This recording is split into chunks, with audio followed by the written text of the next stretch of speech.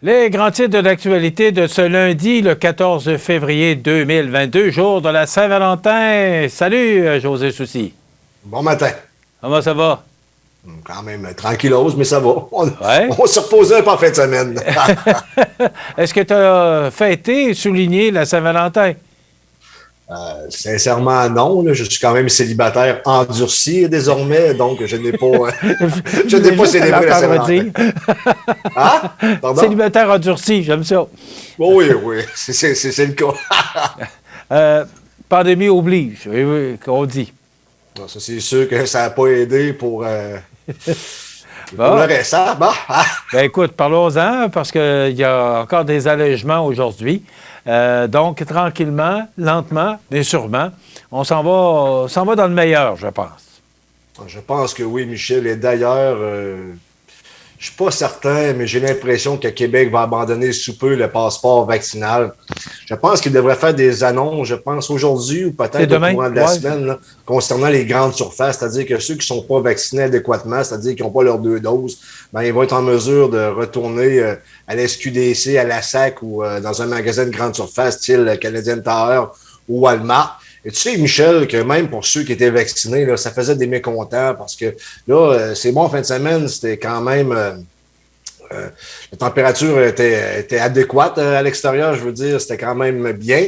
Mais quand il fait moins 20, moins 25, Michel, attendre dehors en file, je sais pas, moi, peut-être que c'est pas la meilleure affaire pour augmenter son système immunitaire non plus. Là. Ça de même. Écoute, moi, ce que j'ai vu, c'est que c'est demain que le premier ministre doit s'adresser en conférence de presse à la population. Et ce serait, je le dis au conditionnel, là, ce serait probablement demain qu'annoncerait la fin du passeport vaccinal, du moins dans les grandes surfaces. Alors, on va suivre ça de très près. Et pour le masque, ben là, je pense qu'on a encore pour un bon bout de temps. Mais le ministre Dubé, là, qui, souviens-toi, au point de presse la semaine passée, avait dit que le passeport vaccinal et le couvre-visage étaient là pour rester.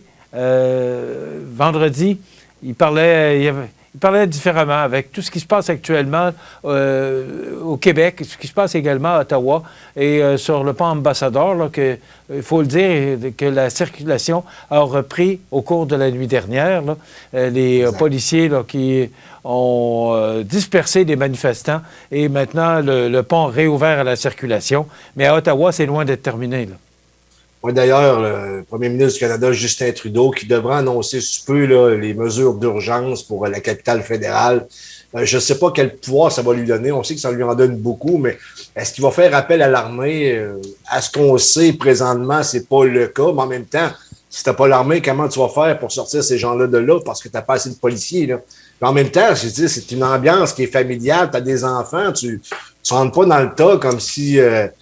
tu débarquais en Normandie, là, on s'entend que tu sortir l'armée pour tasser ton peuple, je ne sais pas, c'est très, très, très délicat, Michel, pour le gouvernement fédéral actuellement. J'ai suivi ça un bout, là, parce que RDI, hier matin, était en direct là, du pont Ambassadeur, et les policiers et les gens de la MRC qui ont dispersé les manifestants. Et on n'a pas eu besoin de l'armée. Alors, M. Trudeau, qui semble vouloir écarter la possibilité d'impliquer l'armée, parce qu'on sait que ça peut avoir de lourdes conséquences, là. On va espérer que ça se passe, que ça se passe comme ça s'est passé au pont Ambassadeur, là, que tout ça s'est bien déroulé. On va souhaiter que ce soit la même chose à Ottawa. Mais s'il y a des gens qui avaient l'intention de prendre le train hier, ils sont sûrement arrivés à la manifestation en retard. Absolument. Puis là, du moins, c'est parti de Montmagny. Écoute, c'est quand même assez sérieux parce que vers 14h30, on a entendu les freins des trains crier, puis ça crie extrêmement fort. C'était les freins d'urgence de certaines locomotives parce que, fouille-moi pourquoi, là, pour un bris mécanique, les locomotives se sont détachées et tu comprends que les mesures d'urgence sont embarquées, les freins ont crié extrêmement fort. Il y a des gens qui pensaient qu'il y avait possiblement eu un déraillement. Ce n'est pas le cas. Ça a pris quelques heures avant de rétablir le tout. Là. C'est le CN qui s'est occupé de ça parce que c'est lui qui est responsable des chemins de fer au Canada. Bien entendu, Pierre Boucher du service incendie de la ville de Montmagny était présent, il était en contact parce que c'est lui qui est le premier répondant, si on veut, pour les cas d'urgence ou les mesures d'urgence lorsqu'il arrive quelque chose de similaire à Montmagny. On sait qu'à Montmagny, il y a déjà eu un déraillement de train, voilà, jadis, beaucoup de temps, mais en même temps, on a encore ça imprégné dans notre tête, hein, ce déraillement de train-là, même si on l'a peut-être pas connu pour certains. Ça veut dire que ça peut arriver. On se rappellera également ce qui est arrivé dans le coin de Thetford-Mines, au lac Mégantic, voilà.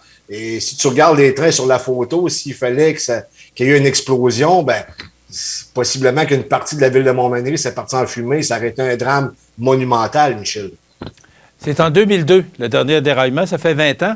Et rappelons-nous que c'est au mois de février. Et là, avec la pluie, le temps doux, et après ça, le froid, on comprend, là, de toute façon, c'est une pièce qui aurait cassé entre deux wagons, qui a fait que le convoi a continué sa route et le reste du train est resté et bloquant la ville. Parce que tu sais, le problème, José, et il est survenu lors du dernier déraillement il y a 20 ans, le problème, c'est que le train passe, quand il passe, il coupe la ville en deux. Exactement. Alors, et il est là, le problème. Absolument, Michel. Puis, tu comprends que ça a amené énormément de problèmes pour la circulation. Il fallait que tu passes par l'avant pour faire le tour, pour te rendre où ce que tu voulais te rendre, parce que la 6e avenue était complètement bloquée, où ce que le train passe, d'autres endroits aussi. Et ce qu'on me dit, c'est que dans le coin de la 6e avenue, c'est là que les wagons ont demeuré le plus longtemps possible, parce que c'est là qu'il y a eu le bris. Ça a pris plus de temps, donc dans le coin de la 6e avenue, là, c'est un peu plus difficile là, pendant un certain temps. OK. Écoute, est-ce que tu crois que M. Poutine va envahir l'Ukraine? Ce qu'on entend, c'est que mercredi, ça pourrait être le grand coup. Je suis surpris un peu par toute la pression que Poutine a de la part de tous les pays, l'Union européenne entre autres, également les États-Unis et le Canada. Puis on parle de sanctions sévères, de sanctions économiques sévères pour la Russie, si jamais il envahissait l'Ukraine. Et j'ai l'impression, ce matin, en tout cas, on regardait les images, et ça semble évident. Et hier, un journaliste qui faisait état que ça pourrait être mercredi. En passant, l'essence est à 1,66 $, qui a augmenté de 5 cents. Ça fait 12 cents depuis une semaine et demie. Et il semblerait que si le conflit se concrétise en Ukraine, ça pourrait monter jusqu'à 2 $ du litre. Écoute, ça n'a pas de bon sens, Michel, mais en même temps, on parle de la Russie qui est une puissance atomique. Moi, sincèrement, je ne suis pas inquiet qu'on ait une guerre, parce qu'avoir une guerre avec les Russes qui ont un arsenal nucléaire incroyable, ça pourrait sonner la fin du monde moderne, du monde qu'on connaît, nous ramener à l'âge de pierre, Michel. Je suis pas vraiment inquiet. Je pense que la diplomatie va réussir où est-ce que les médias échouent parce que les médias font état d'une possible guerre. Moi, sincèrement, j'ai pas peur qu'il y ait une guerre. Je sais pas pourquoi je t'ai dit ça, Michel, ce matin, mais c'est parce que les enjeux sont trop gros. Les enjeux géopolitiques, là, c'est incroyable, là, les forces qui s'affronteraient. Et tu veux pas rentrer en conflit avec les Russes. Les Russes ont possiblement une des meilleures armées du monde. Et ils ont depuis que c'est Poutine qui est à la tête de la Russie, ben, ils sont redevenus une puissance militaire incroyable. Ils sont capables de rivaliser n'importe quelle puissance militaire sur la planète. Pas certain, moi, pas certain qu'on va se rendre là. Sincèrement, là, je pense que c'est plus un bluff politique que d'autres choses. Mais je connais pas tous les tenants et aboutissants de la situation, bien entendu. Un chroniqueur du Journal de Québec disait hier, mentionnait que étant donné que les pays, entre autres les États-Unis, qui montrent des signes de faiblesse par rapport à ces discussions-là actuellement, ça pourrait donner l'idée à d'autres pays aussi de faire de même que la Russie, parce que il ne se passe rien, ça ne bouge pas.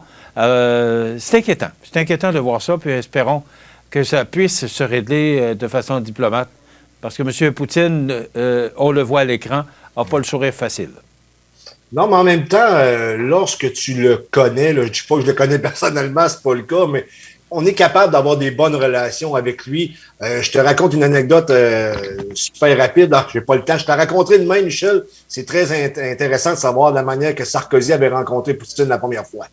OK. Alors, demain, on vous propose une autre émission d'information sur la Côte-du-Sud. Passez une bonne journée, mesdames, messieurs. À demain.